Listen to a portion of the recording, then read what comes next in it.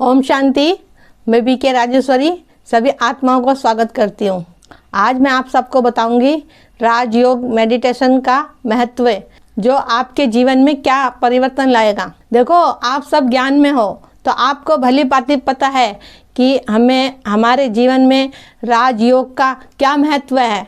देखो, आप योग तो करते हो, आप मेडिटेशन करते हो, परमात्मा का ध्यान करते हो, वो मेडिटेशन राजयोग मेडिटेशन हो। देखो, राजयोग का मतलब है कि अपना निर्णय राजा की तरह लेना, एक अपने मन का खुद राजा बनो, परमात्मा से जुड़ना, अपने को परमात्मा से जोड़ लेना। राज यानी कि राजा, यानी कि हम अपने ही मालिक हैं। देखो, अगर ये इंद्रियों को हमने अपने वश में कर लिया तो हमने अपने मन को जीत लिया। अगर हम इसको अपने बस में नहीं कर पाए तो हम कुछ भी नहीं कर पाए। तो ध्यान और राजयोग का मतलब यही है कि अपने मन को अपने बस में कर लो, अपने मन का अपने आप ही राजा बन जाओ, अपने परमात्मा से, अपने पिता से कनेक्ट हो जाओ। और वो सब जब ही हो सकता है जब हम परमात्मा से कनेक्ट हो, उससे अपना रिश्ता जोड़ लें और उससे मन ही मन बातें करें, योग करें बैठ के और मन ही मन उससे बातें करें, अपने दिल की बातें करें। देखो, राजयोग की दो मुख्य बातें हैंगी। देखो, पहले तो अपने को आत्मा देखो। जब तक अपने को आत्मा नहीं पक्का करोगे कि मैं आत्मा हूँ, जब तक योग नहीं लगने का। अपने को आत्मा पक्का करो और परमात्मा को परमात्मा पे नीचे रखो कि हाँ, परमात्मा ज्योति बिंदु है, वो निराकार है। नहीं तो हमारा मन यही भटका रहता है कि परमात्मा कौन है।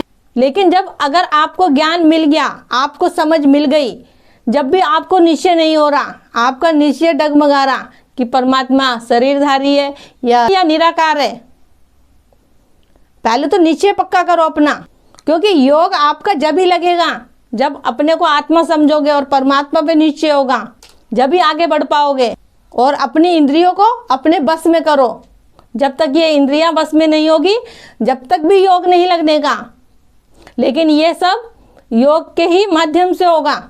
उसके लिए आप मुरली सुनो, मुरली को उतारो अपने मन के अंदर कि बाबा मुरलियों में हमें कितनी गहराई वाली बातें बताता है बाबा। उसका चिंतन करो, उसका मनन करो अपने मन के अंदर। देखो, जब भगवान हमें स्वयं पढ़ा रहे हैं, राजयोग सिखा रहे हैं, तो क्यों ना फिर हम अपना एक कदम बढ़ाए। देखो, एक कदम आप बढ़ा के तो देखो, वो परमात्मा आपकी ओर 1000 कदम बढ़ाएगा। देखो, वो तो हमें आया ही है पतित से पावन बनाने। और वो हम जब भी बन सकते हैं जब हम उसके राजयोग करें, उसकी श्रीमत पे चलें। देखिए, सुबह का योग बहुत पावरफुल होता है। सुबह एकांत में उठ के बैठिए और बाबा से मन ही मन बातें करिए। कोशिश करिए कि अपने मन को वर्तमान में रखें, आपके मन के अंदर कोई व्यर्थ की बातें ना चले। देखो, जब आप सुबह योग करोगे तो मन सुबह एकदम शांत रहता है। आप नोट करना, जब सुबह बिस्तर से उठोगे कि आप जब उठोगे तो आपके अंदर कोई विचार नहीं चलते, एकदम मन हमारा शांत रहता है। कुछ देर बाद हमारे मन के अंदर हमारे अंदर विचार चलने लगते हैं, वो चाहे कोई से भी विचार हो। तो बिस्तर से उठ के ही बैठो, बाबा से बातें करो। देखो, बातें ना करनी आ रही हो, नए बच्चे हो, तो बाबा की कमेंट्री लगा लो, उस कमेंट्री को सुनो। देखो, कुछ दिन जब आप योग करोगे तो धीरे धीरे आपके अंदर परिवर्तन आ जाएगा। लेकिन कम से कम 21 दिन तो करके देखो, आपके अंदर जरूर परिवर्तन आएगा। आपसे अपने आप से नहीं हो रहा तो कमेंट्री लगा लो, उसको सुनो और अपने मन से बातें करो बाबा से। हमें अपने परमात्मा से, अपने पिता से बात करने के लिए कुछ सोचना थोड़ी ना पड़ता है कि कुछ सोचना पड़ेगा। अपने सुख दुख की जैसी भी बातें उस बाबा से बताओ। देखो, लौकिक में भी हमारे माँ बाप होते हैं हमारे, हम खुल के उनसे बात करते हैं। ऐसी उस परम पिता परमात्मा से बातें करो, प्रैक्टिस करो रोज। देखो, रात को जब भी सोने चलो तो सोने से कुछ देर पहले बाबा से बातें करके पढ़ो।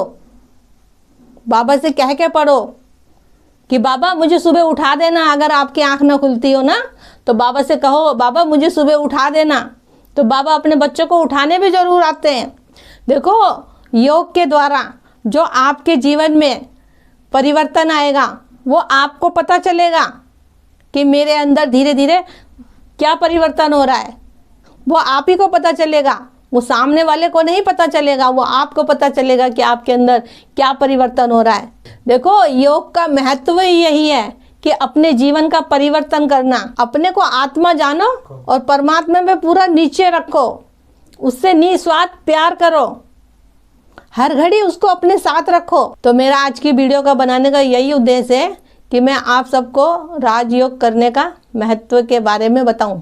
देखो, जब भी आप योग करो, अपने को आत्मा देखो, मस्तक पे मैं चमकती हुई बिंदी, और ध्यान करो उस परमपिता परमात्मा का, और बिल्कुल निस्वार्थ उससे बातें करो। तो ठीक है, फिर चलती हूँ, कल फिर मिलूंगी कोई नए टॉपिक के साथ। जब तक के लिए ओम शांति, ओम शांति।